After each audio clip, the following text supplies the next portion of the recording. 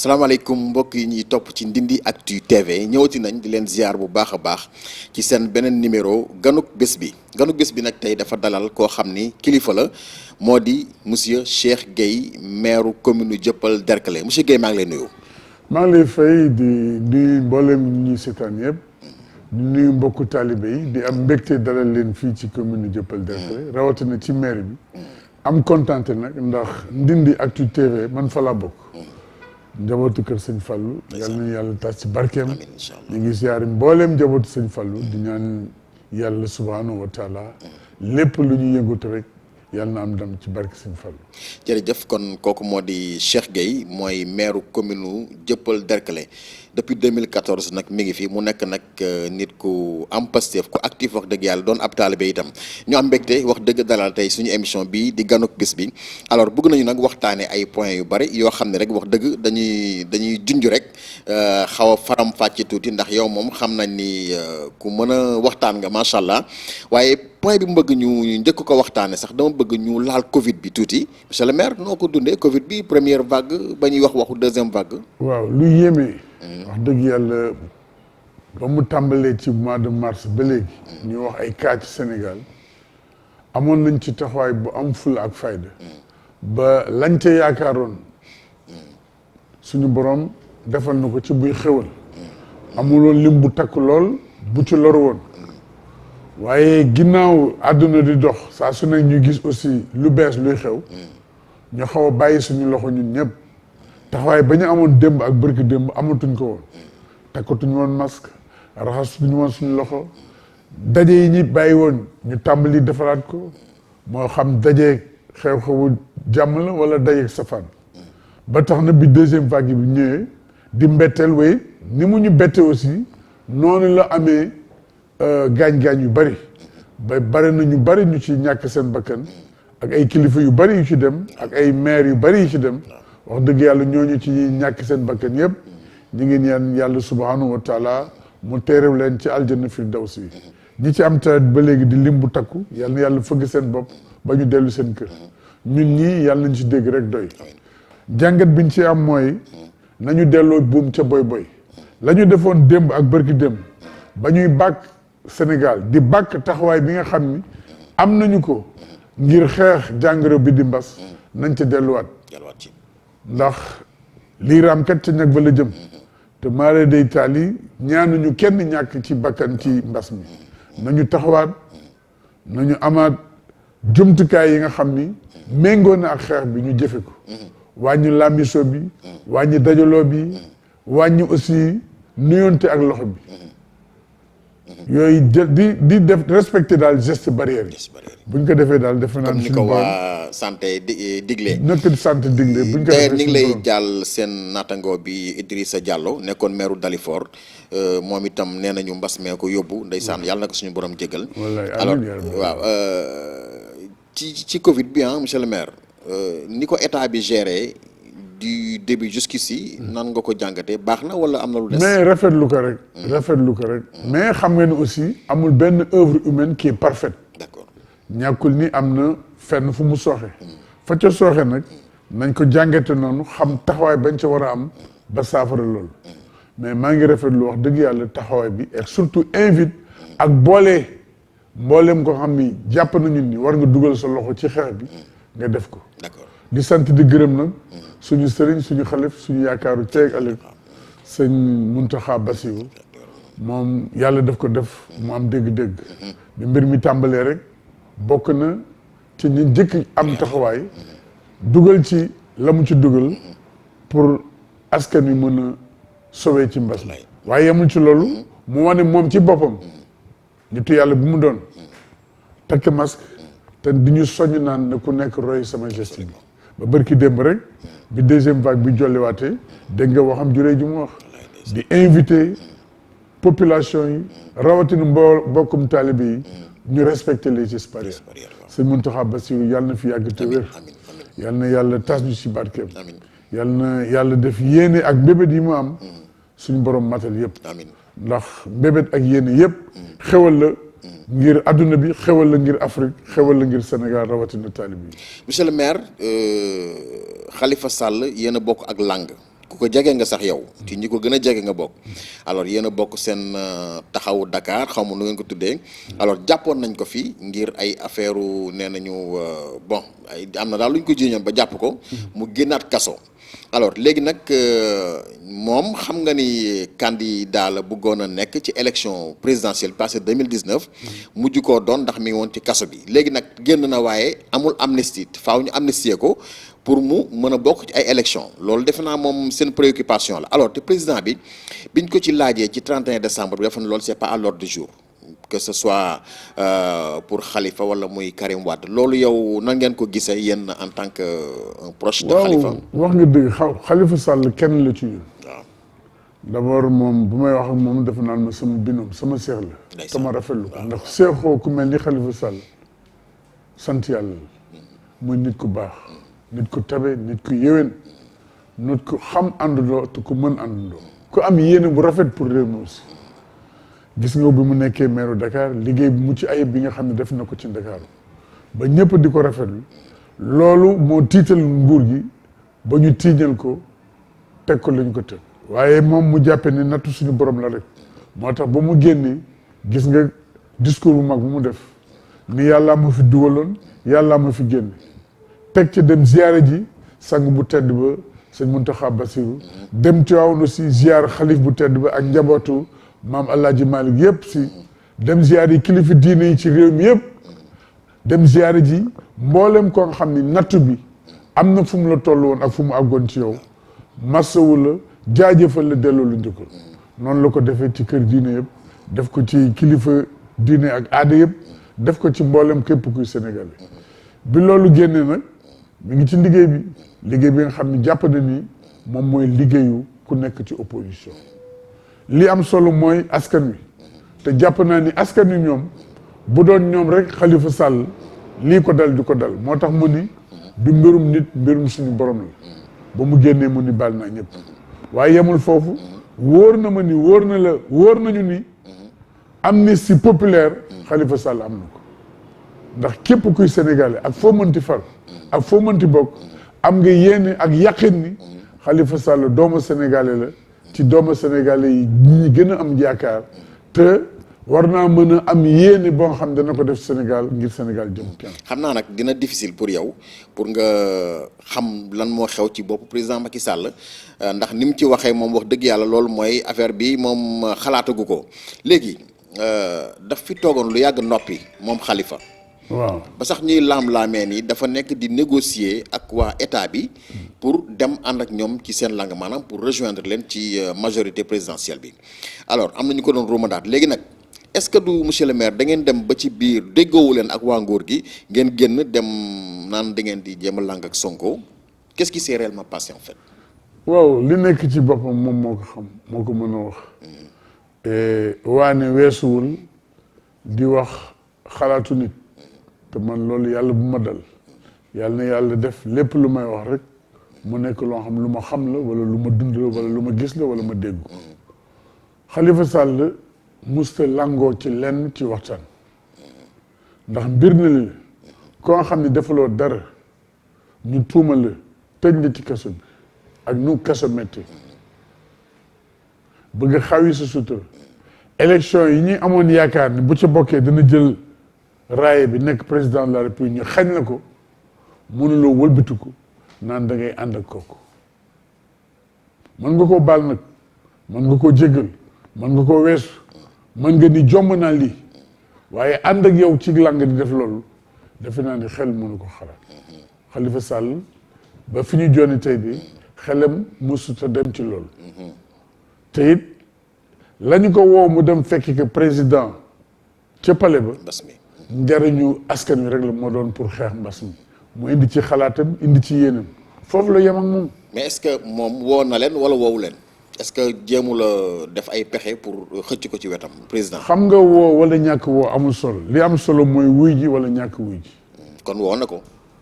loolu nag mënuma ko firndeel ndax woo na ko wala déet mais li ma mën a firndeel mooy Khalifa Sall nekkul ci loolu Khalifa Sall wuy jiwul ci loolu. mën naa sax bu ma ci yokkee bu ma yeboon ni wootante daal musta bawoo ci moom dem ci njiitu réew mi.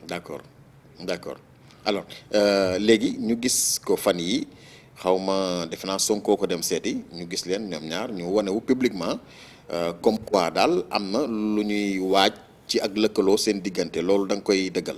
waaw xam nga Sonko dafa nekk Seydou Ousmane Sonko nit koo xam ni wax dëgg yàlla réew mi bàyyi nañ ko xel ndax ci taxawaayam ci fulaam ci faydaam mais surtout ci bëgg réew mi ak ci nangul liggéey ba li ko ci dal na ko moo tax ma ni nañu taxaw seetlu Sonko taxawaay boobu la amoon ñu bàyyi ko xel ñu xëy suba licencié ko fu muy liggéey dàq ko Khalifa Sall réew mi bàyyi ko xel ñu am ci moom yaakaar ñu jóg tuumaal ko tëj ko ci kaso bi loolu natt boobu aussi la ñu teg Karim maanaam képp ku taxaw daal nekk mbër bëgg samp seen daañu jëm ay pexe pour faagagal gis nga li nga xam ne moom la jóg tey te mu li war a nekk di wut ay koppar yoo xam ne dana mën a wéyal doxalinu partem di Pastef dégg nga ci kàddu yi nga xam ne moom lañ ci yëkkati pour faagaagal te démb ak bërki démb ñoom wax nañu ni noonu lañ doon doxee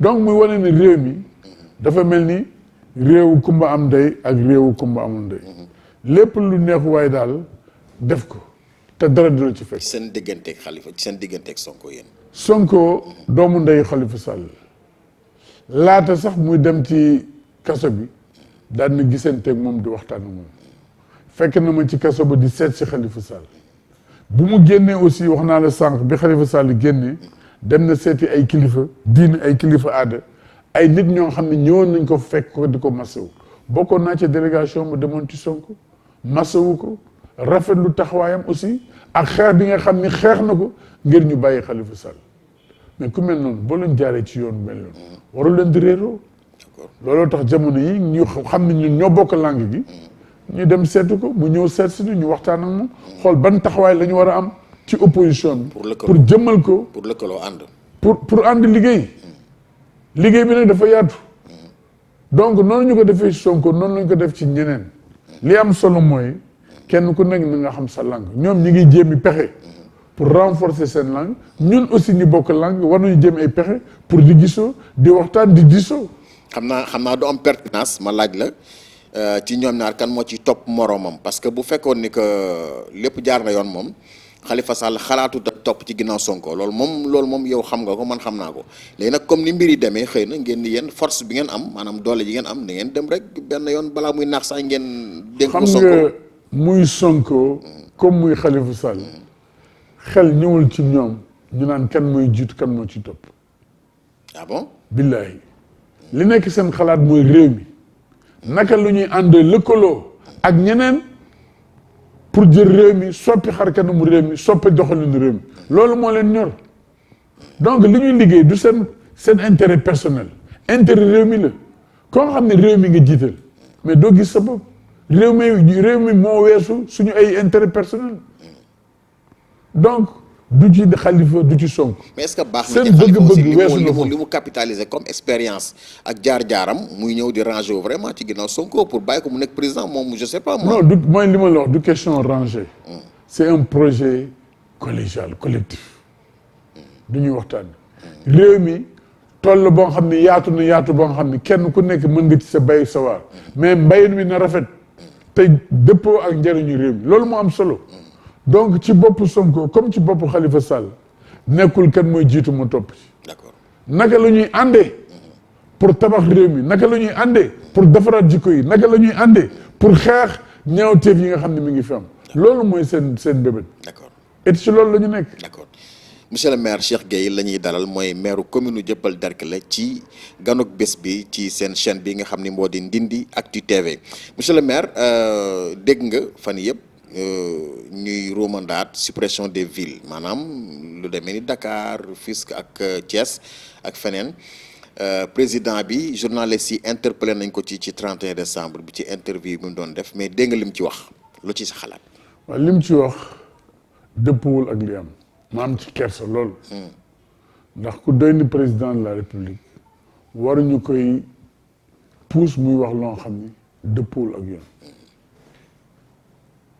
mën naa ko nangul ni bu muy gënee àdduna fekk na indépendance jot ba li xaw avant indépendance mën na ko umpale waaye ba mu demee ba am cëru président de la république dara waratu ko ump ci réew mi war na xam histoire réew mi ba mu jógee di wax day def réforme mooy wax na ci ay kàddoom ni en 1996 bi ñuy def gox-goxaat yi ci biir Ndakaaru muy 19 collectivités territoriales responsable parti socialiste yi fa nekkoon dañ ko defoon ngir seen surface politique mais loolu dëppawul ak dëgg en 1996 parti socialiste 11 coordination la amoon amul woon 19 bi mu amee 11 coordination en 96 mais en 96 mi ngi am 19 communes d'arrondissement en 2007 ci le parti socialiste jógee ci 11 coordination dem ci 16 coordination en 2007 en 2014 mu am 19 communes d'arrondissement parti socialiste indiwaat beneen réforme jógee ci 16 coordination dem ci 18 coordination ba tey jii en 2021 parti socialiste 18 coordination la am ndax Gorée du coordination section la bu bokk ci plateau donc loolu mooy dëgg mais loolu bu ko génnee di ko wax day mel ni day dugg ci waxu politique moom mooy politique waaye découpage bi ñu def ci collectivité territoriale doon découpage politique c'était pas la vocation c'était pas l'ambition c'était pas la volonté du parti socialiste de l'époque. lan moo ko wundoon lu taxoon ñu def ko en fait. mais li ko wundoon mooy il faut nga xam histoire u Dakar. D'accord. avant ñu am indépendance Dakar collectivité communale la woon coloniale jamono yi on parlait de l'agglomération de Dakar bi ñu amee accession à l'indépendance en 1960 ñu gis ni au lieu que Dakar di nekk relais comme ça rek nañ ko def commune boo xam ne économiquement socialement politiquement day répondre ci préoccupation waa Dakar ci la ñu dissoudre commune Dakar dissoudre commune Gorée ñu dugg ci agglomération Dakar jamono yooyu sax da nga naan dégg ñuy wax agglomération Cap-Vert bu mag mais mu am ay coppite bi Mamadou Diop ñëwee am na livre yu mu ci génn mi ngi ci retracer histoire u Ndakaaru réforme majeure yi nga xam ne def nañ ko pour gën a jege askan wi pour gën a mën a jàppale askan wi parce que am na jamono yoo xam ni naam amoon na ay maire d'arrondissement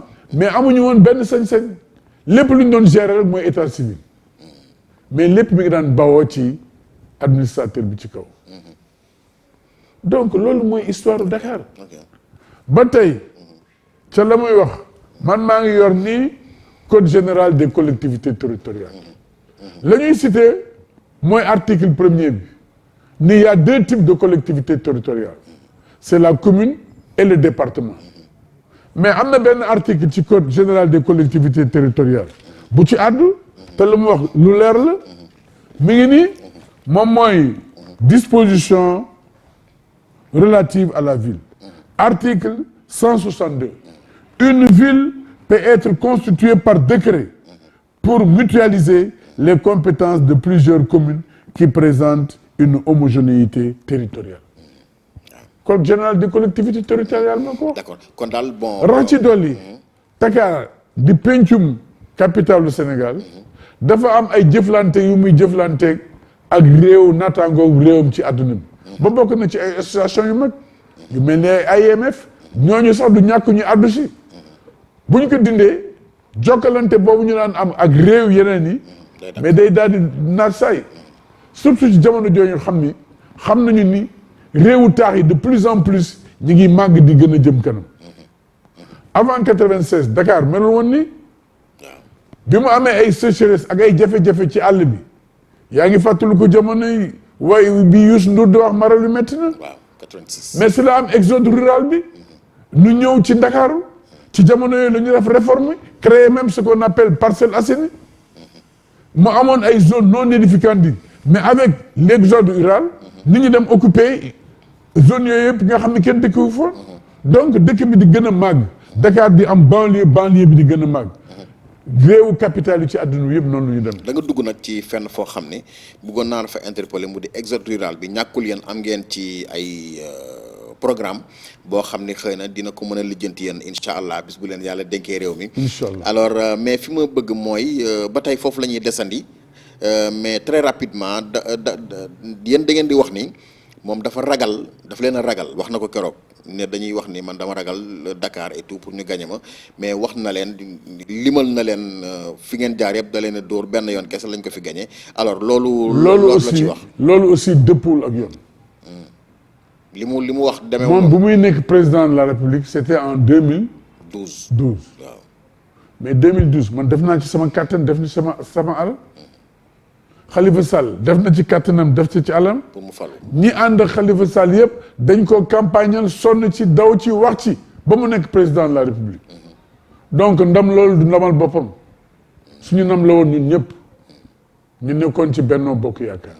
naam premier tour bi ànduñu. xam nga donc 2012 bokku ci. mais 2012 ban élection moo ci tegu après. 2014. élection législative yi. député yi. mais bu muy def élection député yi ñoo ànd. ñun ñu ngi woon ci élection député yi am na ñu bokkoon ci ñun sax faloon nañ leen député.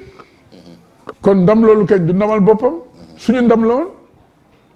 bi ñu jógee ci 2012 élection bañ ci jëkk def. mooy 2014. de élection locale yi. lu nekk def nañ ko ñenn ci ñoom sax naan ñu bu Khalifa Sall bëggee nekk maire Ndakaaru na ñëw jënd carte parti bi ak yeneen mais teewul 2014 ñun ànduñoo ñoom ci élection locale yi ñu demal suñu bopp ba ñu demee suñu bopp dañ leen fee dóor yoo xam ni miir ba ñuy miir géej lañ doon sóobu dóor yu métti lañ leen dóor 2014 ba ñu jógee ci 2014 yan élection moo fi amaat. 2016 référendum defe naa. référendum bi ñoom ñoo ko gagné. ak élection législative yu mujj yi. nga xam ni xam nañu nu mu demee aussi. boobu aussi nangul naa leen ñoom ñoo ko gagné. mais gagné waay boo xam ni bu takku suuf la. 2019 bi ci agsi présidentielle donc nan la ñu dóoree juróom-benn yoon dóor boobu man gisuma dóor yooyu. d'accord ñun dóor nañ leen ñaari yoon. dóor yoo xam ne amul. xaaj ak seen yu leer nañ 2014 ci élection locale yi dóor leen aussi ci élection au conseil fàtte woon naa ko ñuy dugg ak bateau di gaala lu ne ñu dugg ci lu ne ñu def ko mais loolu moo def tey ji membre du au conseil des collectivités territoriales. mooy bi Aminata kii jiite. Aminata Mbengue Ndiaye jiite. nga may ma taxaw foofu tuuti rek. ndax bi ñuy wax mbas mi ñu mu yóbbu.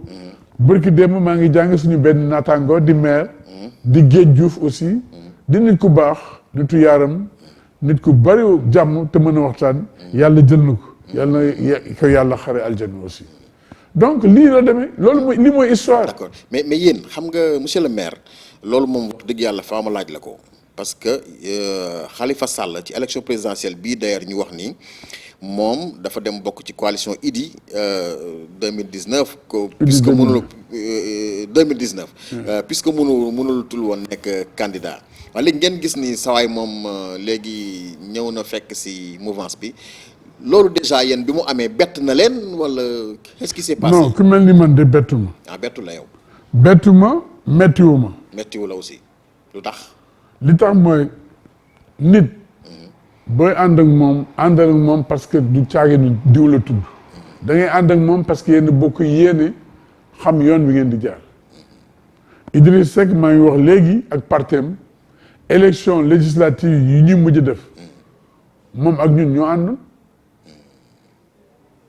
muy Manko Taxawu Sénégal Khalifa Sall yabal na ma ci moom ba tey ñuy waxtaane élection yooyu bañ ci jógee ñu def élection présidentielle Idriss Seck samp ndëndam Khalifa Sall samp ndëndam ba ñu demee ci parrainage bi ñoom ñëpp ñu jàll waaye li nga tudd léegi ba ñu demee ba ci càppandego ñu xañ ko mu bokk ci élection présidentielle alors que fii gis nañu ci président bu nekkoon ci biir kaso bi la yóbboo deuxième tour président ba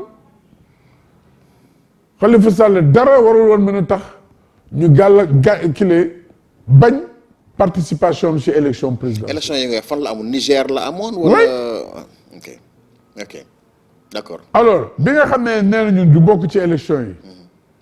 ngir seen jëfin rek. lan moo fa des mënuñoo ñàkk bañ a bokk ci ay élection. candidat yi fi teewoon. ñu ni kii ndegam àndoon na ak ñun. wala réewante woon na ak ñun. bokk nañu xalaat ak gis-gis nañu ko dem jàppale. ñu daal di boole def lu ñuy wax Idy 2019 mu indi la mu am ñu indi la ñu am mu def ci dooleem ñu def suñu doole mu def ci alalam ñu def suñu alal taxawu ko nag lan ca war a def yëpp ñu def ko comme si bu fekkoon ni Khalifa Sall mooy nekk candidat élection présidentielle. d'accord monsieur le maire ñi ngi may signaler ne 5 minutes moo ñu desee alors dama bëgg rek ma boole ñaari question yi benn yoon nga tontu ci bu ko defee ñu yëkkati jotaay bi moo di yow yaay maire commune Dieuppeul Derklé bëgg naa nga wax ma 2014 bi nga fi nekkee ba léegi lan nga defal waa Dieuppeul Derklé monsieur le maire waa marché Castor tam lan mooy sa jafe-jafe ak ñoom parce que sànq ma ñëwee maa ngi la gis nga leen di recevoir maanaam ñoom daal dafa mel ni am na yu actes yu bari yooyu teg ñoom d'accord ci wala du ngeen mën a déggoo et tout alors beneen bi mooy datu élection yi locales yi kenn jàppagu ko yéen seen mandat jeex na bu yàgg monsieur le maire depuis daaw 2019 defe naa daaw jéeg 2019 alors loolu itam président bi wax na ni mu waxee moom élection bi 2022 la jëm alors yooyu yëpp boo ko boolee yan tontu nga ciy indi d'abord ci marché Castor bi waaw. alors li ñu def fii ci war fa kàll kaar bari na xajul ci émission dinaa ci lim leen yenn rek defar nañ fii tali moo xam goudron la moo xam pavage la defar nañ fii toilette ci école yi defaraat nañu école yi soppi xar kanam yi fii boo génnee ñu ngi terminer tabax logement maternité sage-femme bi nga xam ne bëgg nañu nu mu gaaw très rapidement ñu ubbi maternité bi pour que commune Dieuppeul Derklé am maternité boo xam ni ñi fi dëkk di jigéen bu ñu matoo mën a mucc foofu. boobu moom am nañ ñu ne fi nga ko def baaxul ndax da nga ñëw fekk centre boo xam ni dafay am ay manifestation ak yooyu nga ñëw def. xam nga loolu mooy gàtt xalal yow amoo espace foofu nga am nga mën ko tabax mais bu ñu fa tabaxee maternité mais il est évident que vocation loolu fa daan am mënatu fa am. dana am ci yenn anam yu mu fay anam nga am loolu baax lan moo bon nit ñi dañu xamul lu ñuy wax mbir da nga koy jàng nga seet ko bu sa xel àggul foofu nga dem laaj borom xam-xam yi lan la mais aujourd'hui jamono àgg na foo xam mën nga defar ay parentère wala ay buntu yoo xam insonorisé la fay xew kenn du ko dégg fekk ne ko si biir doo dégg bruit. comme boîte de nuit ni muy def. oui même oto yi. gis nga si ñoo am na ñoo xam ni bu ñu bëggul ñu nekk ci biti gis leen lan la ñuy def dañuy def vitre teintée donc adduna dafay dox yooyu xalaatu nitu démb yi la. d'accord léegi continuer monsieur le maire loolu benn. donc li ñu fi def bari na. actuellement gis nga dama waroon dem sax ci koñu minière bi nga xam ne ñu ngi koy pavé mais yàlla dafa def da nga ni mu woon fan yii yëpp dañuy def émission moo tax mu ñëw fi donc liggéey bi ñu ngi koy wéyal mbirum terrain Castor def nañ ci ay jéego yu mag. ba dugal ci alal ju takku te ñu ñuy waxtaanal yéene bi mooy au plus tard au mois de mars gazon wu terrain Castor bi pare. donc monsieur le maire yow foog ñu toogaat parce que. mais foog ñu toogaat yu bari la. donc moo tax li ñuy def. yaatu na yaatu goo xam ne. damay ñaan sax bala ngay agsi ci man. nga wër laaj askan wi ba noppi. incha allah parce que lu ñu fàng kenn du ko jeex. beneen question bi moom moo di marché Castor. marché Castor ñu ngi fay dem ay jéego c'est vrai que am na ay jafe-jafe. yan jafe-jafe maa ngi masawu. yan jafe-jafe ña dëkk ci booru marché bi xam nga marché légume. bokkul ak marché tissu wala marché quincaillerie. marché légume heure bu muy commencé ak heure bu muy tëj daanaka journée bi yëpp la. ñuy ñëw ay minuit 1 heure du matin 2 heures du matin di indi ay marchandises naam dimbal la ci ña koy jëriñu mais gàllankoor la ci ña dëkk ci wetu marché bi. te xale yi nga xam ne dañuy liggéey mais duñu policier duñu agent assermenté mënoo leen di yee 2 heures du matin ñu jóg taxaw jànkonto ñeen ñu leen di gañ wala di leen jam ñoom ñoo ciy perte rek donc ci loolu la ñuy waxtaan war naa dem sax gisee ak ministre de l'intérieur pour xool naka la ñu police bi gën a mën a jàppale ci loolu. pour ñoom ñu jóge ci kaw tali bi daal. way ñu jóge ci biir kaw tali bi. may ña dëkk ci booru marché ba avié ñu mën a nekk ci jàmm ak salaam man lu nekk def dañ naa ko foofu. ah mais yow mënoo jëlee alkaati yi ñu ñëw lijjanti loolu. mais moom laa la wax nii. waaw parce que aussi même loolu il faut ñuy gëstu comme c'est le domaine public ça ne relève pas de la municipalité ça relève de l'État ñii fi génn léegi mais am na jéego yu mag yu ñu def ci marché bi tey boo fa demee daa ko gis marché ba changé na xar kanam ñi fi génn léegi li ñuy waxtaan ak ñoom mooy naka la ñuy defarawaatee marché bi ba ñenn ñi nekk ci mbedd mi mën a yéeg ci kaw marché bi di jaay ñu bàyyi mbedd mi complètement ci loolu la ñuy waxtaane et ci loolu la ñuy jëm. D'accord. donc loolu lu am solo la ñu ci woo ñëpp nag ñi nga xam ni defara leen tax a jóg pour ñu ànd defar ko laaj bu mujj bi mooy élection locale yi xam nga ñun organiser wuñu élection. waaw état bi à travers le ministère de l'intérieur. mais nee na yéen a wax ñu réviser fichier bi. mosuñu ko wax. ah moo ko wax de. li am mooy. waaw bi mu wootee dialogue bi moom moo wootee dialogue bi. waaw ci biir dialogue bi. fañ doon réunion ñun fa ñu bokkoon muy FRNL. ñu ne leen nañu soppi fa ñuy dajee. ñoom ñu tàmbali seen réunion. def nañu ñaari réunion fekk yoo xam ne fekk wuñu ko. ci ñaari réunion yooyu la ñu jàpp dogal ni. war nañu def audit fichier bi naam bi ñu génnee ci élection présidentielle kenn ku nekk xam nga ni élection yi ni mu demee woon dëppwul ak yoon. yan ci. élection présidentielle. ah non d'accord. mais ñun fekkoon na aussi mu nekk suñu bëgg-bëgg ñu ni foog ñu def audit fichier bi mais loolu warul tax ñu ciy sukkandiku naan dañuy dàq élection audit fichier bi 15 janvier bi war nañu mën identifier ñi nga xam ni cabinet yi nga xam ni ñoo ko war a def.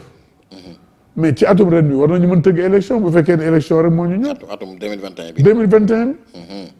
yow jàpp nga loolu quoi yow. war na mën a nekk. donc buñ ñu ko jiiñ.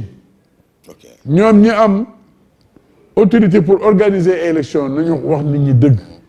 mais lan la ñuy xaar nga foog ñoom. ma xawma ko. et li tax aussi ñu war ci bàyyi xel moom ci boppam moo ni woon dialogue bi may woote. lépp loo nga xam ne d'accord ngeen ci. du ma ci soppi dara dinaa ko jëfe noonu mais bi ñu defee li ñuy def ba mu ni gaaw leen jébbal ma kayit mais jëm ci yàlla général ñaa yàlla na ko yàlla yërëm ci yéexuñu moo dem jox ko rapport bi ak ay recommandations fortes bokk na ci recommandation yi villes yi nañ leen jëlee kàttanal gën leen dooleel liste de villes proportionnelle boobu ñu supprimé woon nañ ko delloo si waat waaw kooku lu muy ñëw naan day supprimer ville. très rapidement am nga fi adversaire de taille nag yow monsieur le maire Ababacar Sadikh Bèye ah. man awma adversaire àndandoo rek laa am te mooy yàlla subhanahu wa taala mooy sëriñ Fallou ku am yàlla am sëriñ Fallou doo ragal dara foo dem daan sëriñ Fallou yàgg naa daan bu ma tax a way daanu way sëriñ Fallou déet waay billaay barke sëriñ Fallou waaw kon Fallou yàgg naa daan waaw ndeysaan ku am sëñ Fallou loolu de mënu ma cee teg dara moom Malick ah ku am sëñ Fallou ànd ak sëñ Fallou waaw doo ragal dara loolu du ma ci teg dara borom yàlla neew mu def waaw sëñ Fallou dong ko mën te ñun sëñ Fallou lu ñu àndal sama bàyyi da koo bëgg goo xam ni waaw sama mag ba mu gënee àdduna sëñ Fallou la ko tudde njabootam yëpp di samay xarit di samay sëriñ maa ngi leen di ziare bëgguma leen lim barki démb rek laa jógee ndindi seeti sëñ Abdou Karim sëñ Fallou sëñ Abo sëñ Fallou sëñ Muntaxa sëñ Fallou sëñ Fallou ñu yaakaar àdduna ak àllaaxira kon yow ragaloo dara yow barke sëñ Saliou aw ma lu may ragal taalibu murid du ragal Salam Diallo mi ngi lay nuyu nee naa la jottali nuyoom moom aussi xaw naa ko mere ah bon parce que digoon na ma gisee boobu ba léegi gisuma ko ah mi ngi fi de dinaa ko wax kon ah dinaa ko wax kon maa ngi koy xaar vraiment sama xarit la nit ku baax la aussi merci monsieur le maire non maa lay gërëm yow it kenn rawal la nit ku baax nga nit ku yiw nga yàlla na yàlla barkeel seen liggéey yàlla yàggal taxawaay bi te yokk sutura bi jërëjëf ki nga tudd léegi bëgguma woon tudd turam sax parce que day nuru leneen mais dama jàpp ni sama naataango la Bèye lu baax ñëpp dañ koy bëgg sa copain non damay bañ ñu dëkkal ma fu ma dëkkul suma xarit la xamoon naa ko démb ak bërki démb dajee nañu ay yoon ku yaru aussi ah ku dal la moom loolu nag nangul ko ku yaru la ku dal la ku tey la man dama ragal ni bari na yu bari yu muy def waaw dañ ko ci dugal wala du ko ci ruux waaye du xalaat yu muy def yu mel nan ci ay jëfin rek yoo xam ni méngoowul ak jëmm ji. affaire terrain Castor faaw ñu gisantaan monsieur le maire. mais bari na faaw ñu gisantaan bari incha na allah. donc moom loolu moom nee nañ yaa lànk ne rek. Ababacar doo joxe autorisation. yàlla yow na ko monsieur le maire yow nag ku doy waar nga yow mii. yàlla na ko yàlla monsieur le dimbali maire yow da ngaa doy waar de. yàlla na ko yàlla taxawu. waaw yàlla na yàlla àggale ay mbébétam. amiin. ah waaw mais am na loo xam ni maa ngi koy ñaan rek. ni ko Babacar ak say ñoon. xool leen feneen. fii moom yaay borom. fii Sëñ Fallou ko moom. Ça a été un plaisir de vous tenir compagnie. Malick Fadal Fall, Ahmed Seck, Ndindy Actu TV. Une prochaine fois avec un autre invité. D'ici là, portez-vous bien. Et comme disait l'autre, prenez soin de vous et de votre car. Chaque jour est une vie. Au revoir.